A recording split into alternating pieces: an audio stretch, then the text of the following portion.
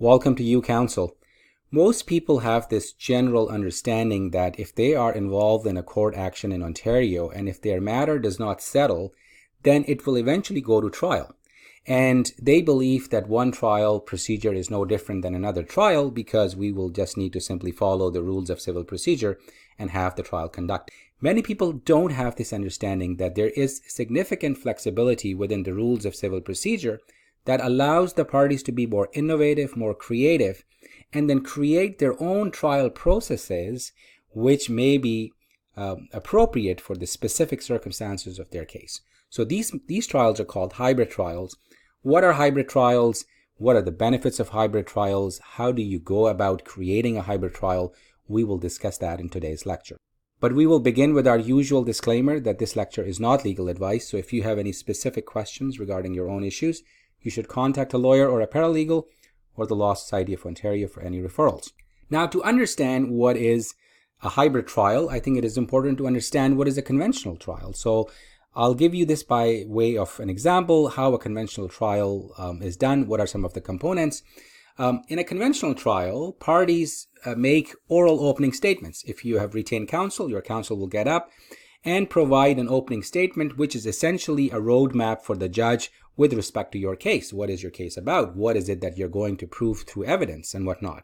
So these are opening statements. They are in conventional trials made orally. Then comes the viva voce evidence. All witnesses are called to the stand. They are sworn in, and then they provide their oral viva voce evidence. And then whatever documents that party is relying on, those documents are introduced to those witnesses. So you bring in a document, you provide a copy to the witness, you provide a copy to the judge. The witness tells the court about what the document is about. The document is admitted or not based on the relevance of the document, authenticity of document.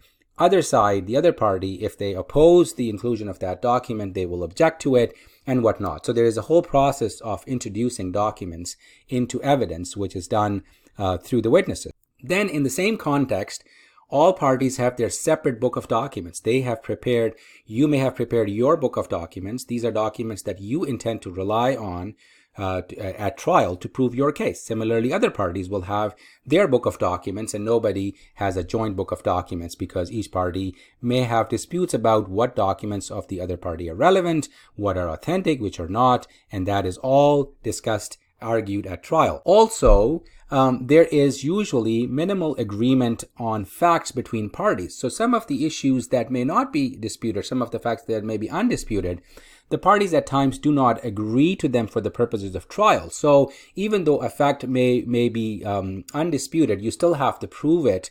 And so that may take a lot of time. So even such a simple matter as proving somebody's date of commencement of employment may take a few minutes for you to prove it, right? So you present, the witness provides a testimony that he or she started his or her employment and so date. Then you provide the contract of employment or the offer letter, and then you introduce that into the evidence.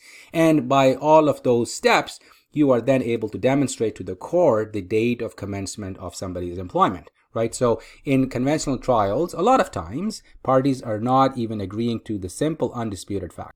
So what are hybrid trials? Hybrid trials, now you can understand better in the context of a conventional trial. So in hybrid trials, essentially, they allow the parties or the courts to create a trial process which is tailored to the specific circumstances of a case. So what is, at the base of it, in every dispute, there is one or two or few fundamental disputes that you are there at the court. And all of the other facts are sort of relating to that fundamental dispute, right? So based upon what your dispute is, what your fight is about, you are able to create a trial process which is tailor-made to the needs of your specific trial. How would you understand this better? Let me explain some of the components of a hybrid trial, which will help you understand what a hybrid trial can do for you. So, for example, you can have written opening statements. These are pre-prepared written statements. You provide it to the judge, and you don't need to expound on it verbally in front of the judge. Parties can also prepare an agreed statement of facts. So you and the other parties can sit down and say, okay, out of the 100 facts, we are agreeing that 50 facts are okay. We agree that the plaintiff commenced employment and so date. We agreed that the plaintiff is, these many years old, things like that, which may not be significant issues, or even if they're in dispute, but the other party has no reason to challenge those facts, then you could agree. So you prepare an agreed statement of facts and you provide it to the judge. So that means the number of facts that you're now going to fight about are less, which saves time. Similarly, you can provide a statement which can explain to the judge what facts are in dispute. So the judge knows what are the facts that he or she needs to focus on during the trial. You can also agree on a joint book of documents. So parties can communicate with each other and discuss which documents they believe are okay to be submitted as joint book of documents. And so you provide, you provide a joint book of documents to the court. Also, with respect to evidence, it doesn't have to be all viva voce evidence. So you can provide affidavit evidence, and it could be partial evidence in the form of affidavit, or the entire evidence could be in the form of affidavit. In a lot of summary trials, the evidence is through affidavits. So you can agree that the key issues, for example, the issues that deal with credibility, that may be provided orally, the evidence may be provided orally, but the rest of the evidence could be in the form of affidavit. So it could be a combination of those two things. Parties can also agree that you have some out-of-court examinations, which are done through court reporters. You record those examinations, which is similar to the discovery process, and you have those examinations, and you will provide those examinations as evidence. You can provide the transcript of those examinations to the court, and they can be introduced as evidence. You can also agree that each party will have a specific time to provide their viva voce evidence. So if you see, all of these things are subject to agreement. You can agree to these things. You can limit the time that each party is going to utilize, the court's time that it will utilize, and then create a trial process, which is really responding to the issues in your case. So if it is not obvious to you already, the first benefit of having a hybrid trial is that it may provide you with an expeditious resolution. A trial that would have taken 10 days of court's time may be wrapped up in 2 or 3 days. What that means is the number of days for trial is reduced, but also you may get an early date for trial because now you're asking 2 days of court's time and not 10 days of court's time. So anyone who is experienced with the trial process in Toronto, at least, you would know that if your trial is more than 5 days, you're looking at a date which is farther into the future than if you're looking for a trial date which is only for a day. Potentially, the hybrid trial is cost effective. So potentially I say because there's a lot of work that goes into preparing all these things. If you're preparing affidavit evidence, if you are discussing the joint book of documents, if you're preparing a joint statement of facts and whatnot. So there's a lot of work. And so it may not be that you will save huge amount of money, but there is a great possibility that you will end up saving a lot of money.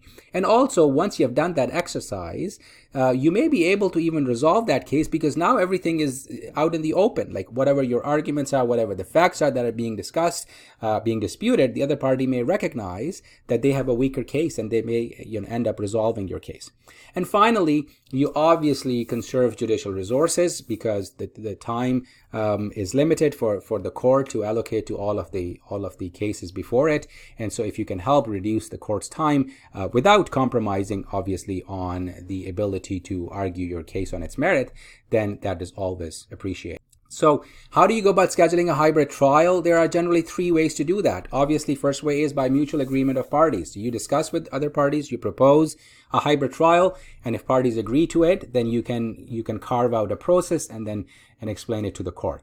The other way is a court-ordered process. The court, on its own initiative, may realize that the best approach for this specific trial is not going to be a conventional trial, and the court may impose that the viva voce evidence may be limited to certain times, certain evidence may be provided in the affidavit form and whatnot. So the court can very well impose that process. And finally, if you are in a situation where you're proposing a reasonable approach to a hybrid trial, but the other party is obstructing it, it's not reasonably accepting your suggestions, then there are ways under the rules of procedure for you to get the court involved in the process. So you can ask the court to intervene and then have the hybrid trial imposed by the court on your request because what you're asking is something reasonable. So the lesson to take away is for you to understand that hybrid trials are possible. It is in your power.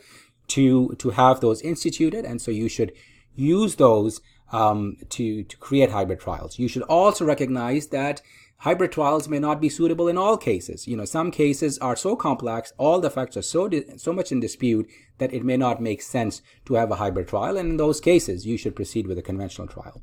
So the key thing we want to remember is the fundamental principles of dispute resolution under the rules of civil procedure. Any step that can help court in achieving a just, expeditious, and cost-effective resolution of a matter, the court will consider it, and obviously it has to be proportionate to the issues that are in dispute between the parties. Thank you for watching.